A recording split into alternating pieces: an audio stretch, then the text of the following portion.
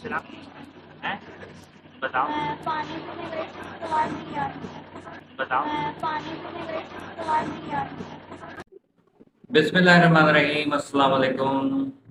بڑے افسوس کے ساتھ ویڈیو کا اسٹارٹ کرنے لگا ہوں۔ ایک نوی جماعت کی طالب علم جو کہ آج جس کی ویڈیو بڑی وائرل ہو رہی کہ دنیا سے چلی گئی، اس کا جو آخری انٹرویو ہے اس میں اس بچی کو مطلب 14-15 سال کی وہ بچی بتائی جا رہی ہے۔ دیکھنے میں لگ تو نہیں رہی ہے لیکن چلے، بچی کا جو انٹرویو لیا گیا سے جو پوچھا جا رہا تھا، بچی نے ایک بات بڑی عجیب کی ہے کہ میں پانی پینے گئی، مجھے نیند آ گئی۔ آپ کو پتا ہے کہ کس قدر یہ بات جو ہے شک اور شبے والی ہے۔ کنفرم ہو رہا ہے کہ بچی کے ساتھ کچھ بہت برا ہوا ہے۔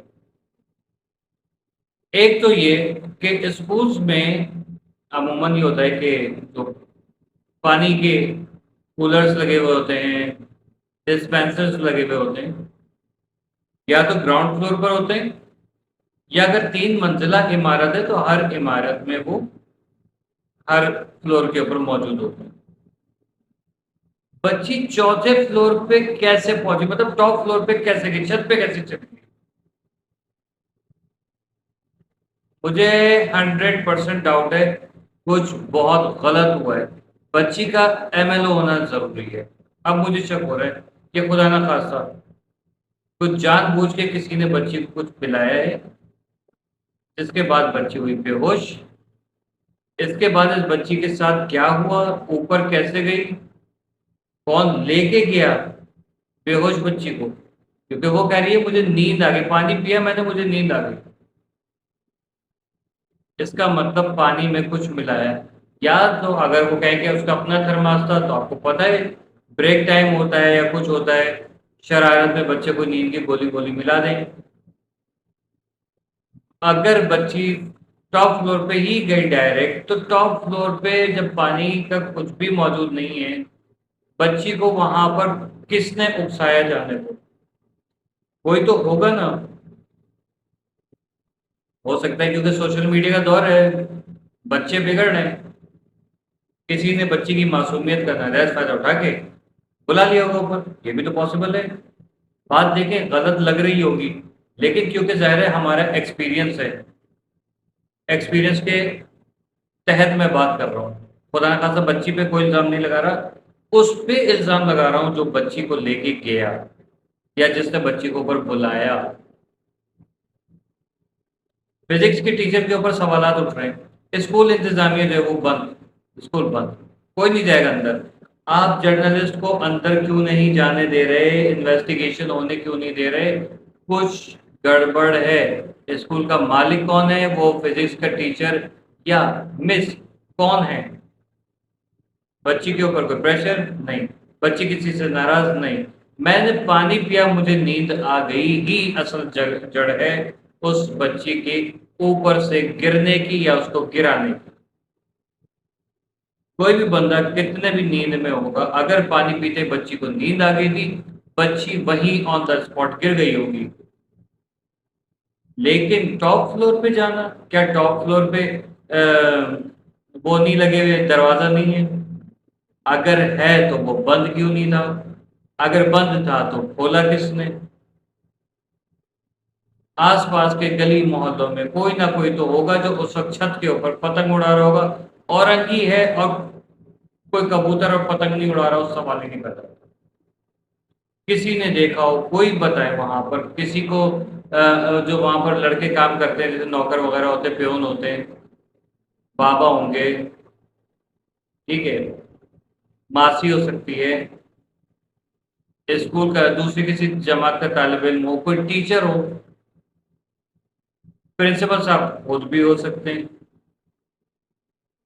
آپ کو یاد ہے ایک کیس پکڑا گیا تھا پنجاب میں، پرنسپل صاحب جو تھے وہ رنگ رنگلیاں مناتے تھے، اس کے بعد وہ ویڈیوز جو وہ بیچ دیتے تھے، بلیک میلنگ ہوتی تھی۔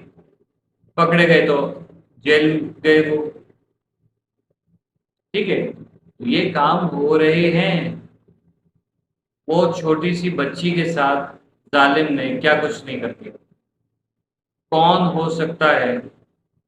کوئی کلاس میں ایسا تو نہیں کہ ہو سکتا ہے بچی پوزیشن ہولڈر ہو اور کوئی جو ہے وہ اس سے حسد کرتی ہو. اس کی کلاس کے بچوں کو کیوں نہیں بلوایا جا رہا, اٹینڈنس لی جائے. اس دن کون بچہ تھا یا بچی تھی جو اس واقعے کے اگلے دن نہیں آیا یا نہیں آئی, یا اس واقعے کے بعد سے آیا ہی نہیں یا آئی ہی نہیں. کوئی پیون, کوئی کینٹین کا بندہ یا بندی, کوئی ٹیچر, اس کو انویسٹیگیٹ کیا جائے تب سب کچھ پتہ چل جائے گا. سی سی ٹی وی کیمراز ہیں تو دیکھیں کہ بچی کو اگر کسی نے بلایا ہے, بچی جب کلاس روم میں بیٹھی تھی کس پوزیشن پہ کون سی سیٹ پہ بیٹھی تھی, وہاں سے ڈور نظر آتا تھا نہیں آتا تھا, کسی نے اس کو اشارہ کیا کہ نہیں کیا, پانی کا بہانہ کرنے کے لیے اوپر گئی یا نہیں گئی. اگر پانی کا بہانہ کر کے ڈائریکٹ اوپر جاتی ہے تو وہ بندہ اس میں شامل ہے اور اس نے کچھ اس کو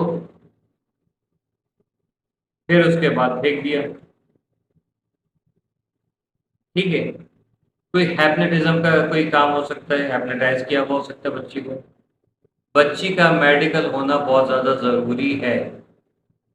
والدین نے تو میرے خیال میں اب تو دفنا بھی دیا ہوگا, تدفین کر دی ہوگی, لیکن والدین کو تھوڑا سا ہوش میں آ کے مہدی کاظمی کی طرح جوش اپنا ایک ہمت کا مظاہرہ کرنا چاہیے.